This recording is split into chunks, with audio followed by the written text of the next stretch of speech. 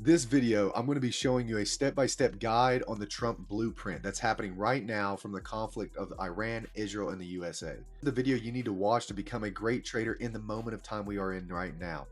So here is step 1 through 8 on how we are approaching this inside the firm. The Iran war is escalating. I have spent the last several months analyzing the market to give you guys the best options to take, futures to take, and trades to make. Here's a clear guide of what I'm going to be doing in the next coming weeks for my investors, for my clients. And before we begin, make sure to save this video, share it to your friends, leave a like, subscribe to the YouTube channel so I can bring more content like this out every single week. This will be active for the next 2 to 4 weeks. So get ready and we'll update this at the end of the month. On January 17th, I mentioned this playbook way back then, and I was telling you guys about the Trump blueprint. This is the same blueprint to playbook we're talking about. That blueprint ended up predicting Trump's latest tariff war down to the day. And you're going to be asking me, how did I know this? Well, since President Trump has been inaugurated in January 20th, 2025, we have spent hundreds of hours analyzing the market, using AI tools to find the best strategy to approach the market. We're able to find and identify a clear pattern on the charts and everywhere in between that Trump's negotiation strategies and expert team pressure from the US economy, the US enemies and allies, when he is attempting to accomplish an economic or military objective, he always stays in the same pattern. I utilized this series of patterns throughout the whole 2025, predicting the Bitcoin drop and the bull trap leading into 60K. Let's get started with step number 1 so I can kind of introduce you into what the blueprint looks like, the playbook itself, running you through all of the things that you need to know. Step number 1, every conflict starts in the same way. If you've noticed Donald Trump, he starts the same thing, same way. A massive armada is heading to Iran. This tweet right here was the first thing to pop up when we started getting into the Iran war. First, we must look at how Iran war started in the first place. President Trump posted several warning messages and saying that there's a massive armada heading to Iran. Continuously urged Iran to make a deal when they were continuously saying they were going to make a deal, cutting it off, etc. Iran war is the biggest war President Trump has entered in his second term. But if you really look at the last 6 to 8 weeks, the strategy President Trump has employed is completely identical to that which the trade wars have happened and every other economic standard that's been happening. And you're going to be saying, how so? And that is not literally identical as far as like US military attacking, and obviously tariffs being less violent, but the underlying negotiation tactic is following the same trajectory and in historical patterns. So, for example, take a look below at this post on November 29th. Trump closed in its entirety the airspace around Venezuela. Keep in mind, this was over 1 month before the US captured Maduro. Next, take a look at this True Social post by President Trump. We saw several posts like this that President Trump made between January 1st and January 18th. Trump said it is time. And what he was meaning was to acquire Greenland and constantly threatening Denmark. And then days later, President Trump imposed widespread tariffs on the EU. So this was a big change as we've seen President Trump starting to put his foot down on land and ownership of property, et cetera, in other countries. I think this was a pure distraction on the level of, what was really coming, which is where we're at now. Clear step number 1 in Trump's playbook is effective verbally through pressure on the tactics of making a deal. But let's get into further on how this strategy is posturing and physical positioning that he takes to be able to get this same blueprint down to a T every single time. The second step involves visible strategic preparation that reinforces credibility without yet triggering full scale engagement, which means war. In Iran's case, that included military repositioning, public alliance coordination, and the armada President Trump sent to the Middle East. We've seen this throughout multiple courses of dealing with Iran and speaking to them to try to get them to make a deal. This pattern was visible in Venezuela when the airspace was closed and regional military positioning started to change. It occurred well before it took action on capturing Maduro.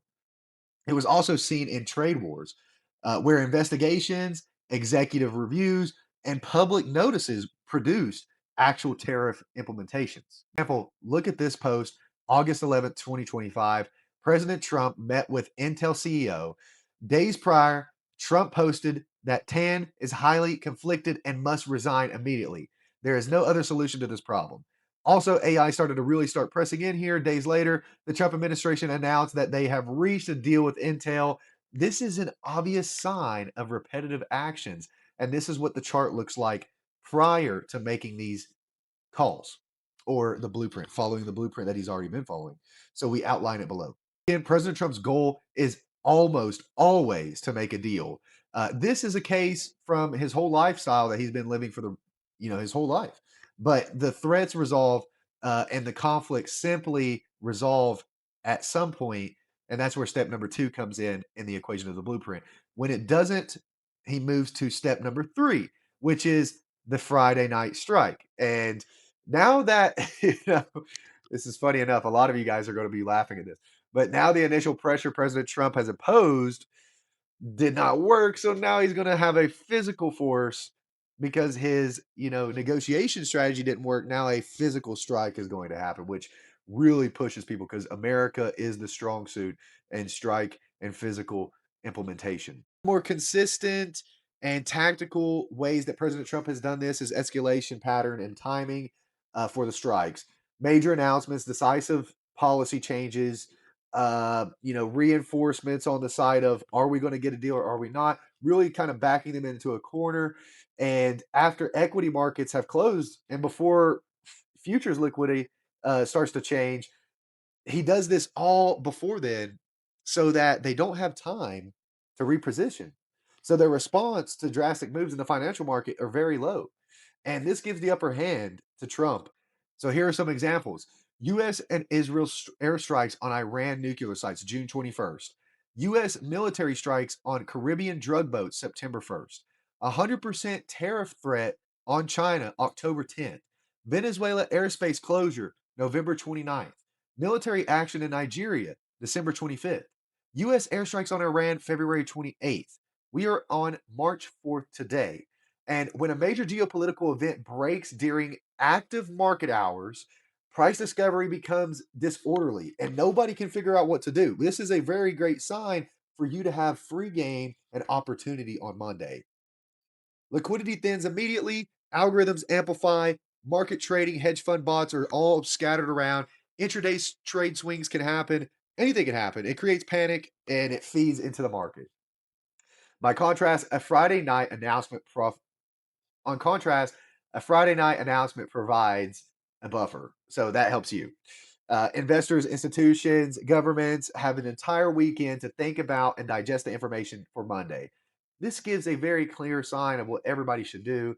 As very smart, intellectual people will be doing the same move, and it'll give you the opportunity to be able to make a lot of money off of it. It'll assess the risk, it'll consult advisors, and model scenarios before the market is open, which is like my firm. People will come to me on the weekend, and I have weekend time to get ready for Monday.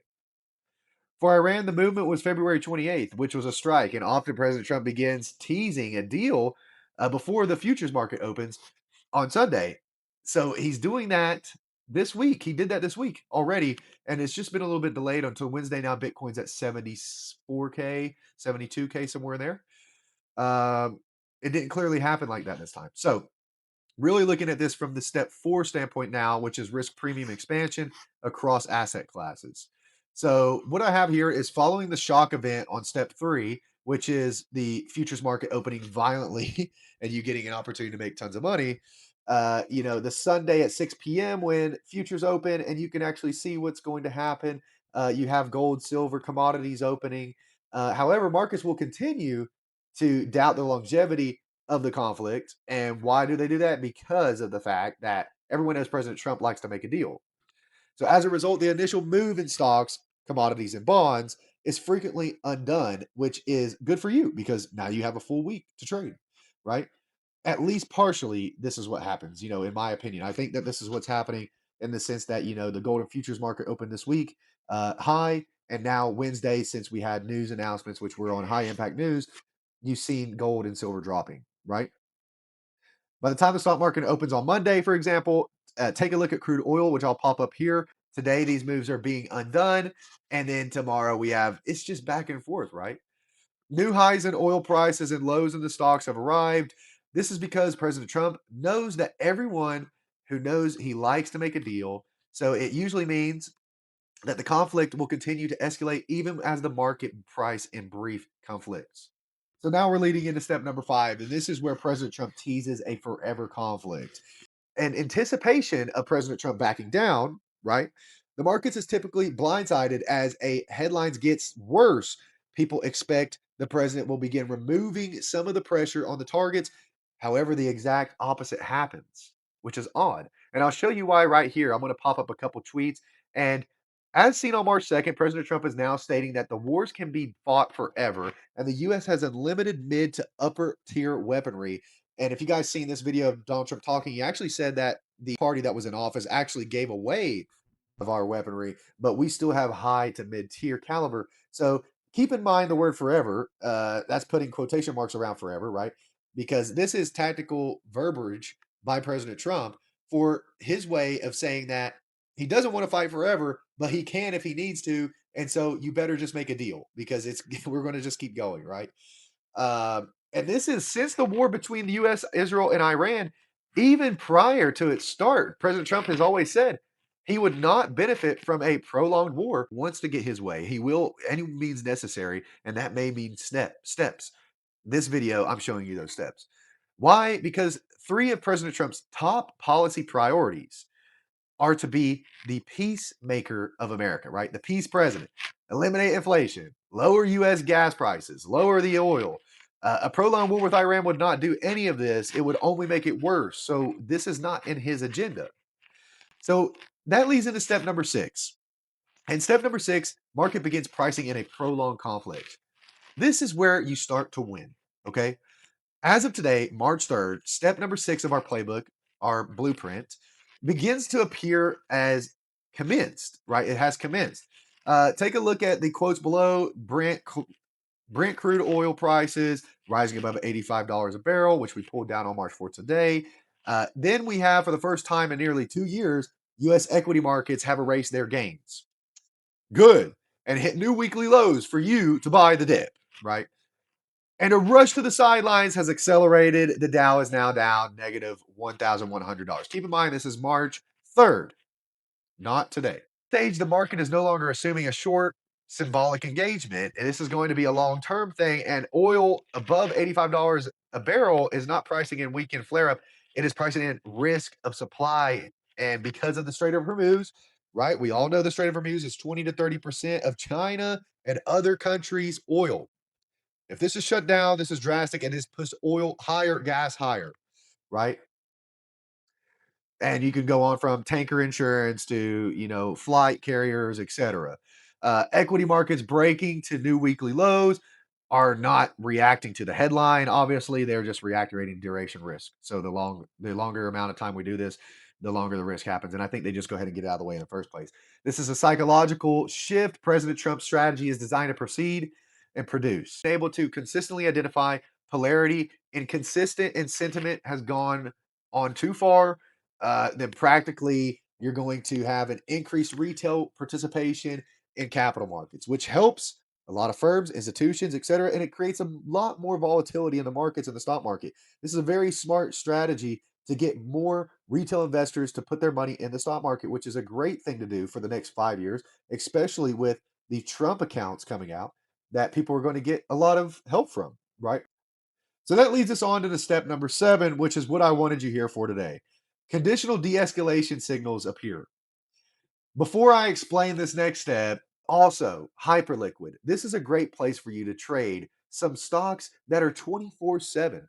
Using HIP3, you guys can get on there today. Use the link in bio and start trading today. All of the money from fees that gets generated from trading on Hyperliquid by me and you are going to go into a pool of money inside of BitTeach. BitTeach members are going to be able to access this pool for the remainder of their lives and create a lot of equity for themselves. You must understand that number 6 and 7 are highly variable, right? So stay focused on this part of the video. In the case of a trade war in early 2025, This took multiple months before leading into April 9th, which was a tariff pause, largely pressured by rapid surging yields, which we talk about towards the end of the year with the Japanese yield trade that we put inside of BitTeach, right?